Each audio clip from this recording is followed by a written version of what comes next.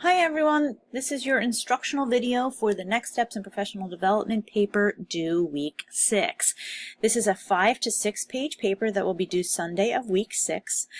This paper is another personal reflection similar to your emotional intelligence paper. This is another self-reflective paper where you're going to look at your educational, personal, and professional goals for the remainder of your time at the MSW program. You're going to talk about, in relationship to your self-reflection, your areas of interest in social work. What are the groups or populations that you're interested in working with? And thinking about those populations, what are the different types of skills that you need to develop as a social worker working within that population, and relating it back to the code of ethics and cultural competence in social work. So for example, if you said that you are a social worker who wants to move to working with children or adolescents, you're going to want to talk about the code of ethics as it applies to working with children and adolescents, and talk about the types of skills you need in terms of working with within the population of children and adolescents and cultural competence. So for example, you might want to address if you have a strong religious background and you're working with and you have potentially a Christian background and you're working with a Muslim family, thinking about how you as a social worker need to be culturally competent and respectful of working with difference and what it means to appreciate that difference, and how when you're doing any treatment planning with children and adolescents, taking that cultural difference into consideration is an important part and skill that you need to develop as a social worker. In addition, you're going to look at any personal biases. So that skill development conversation that I just referred to in terms of being culturally competent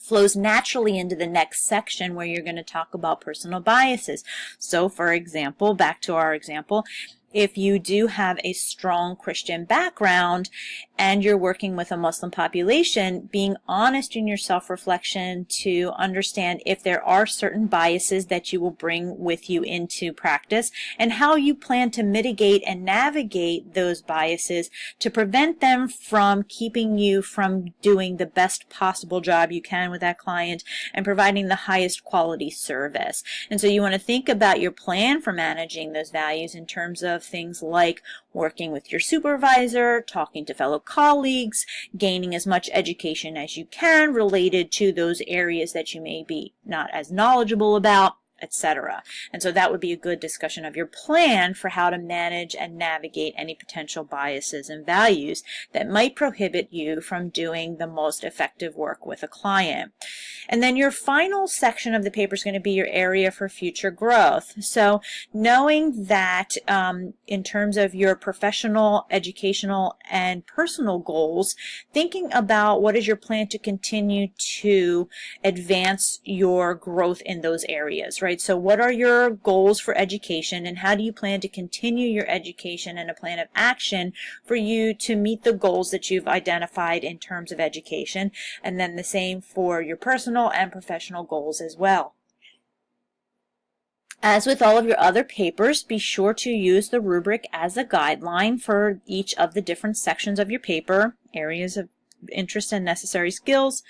minimizing influence of bias, and areas for future growth. If you follow your rubric and separate your paper and the body of your paper by these 3 main headings and elements, you should be able to attain most of your points. And as always, if you have any questions or challenges, please email me.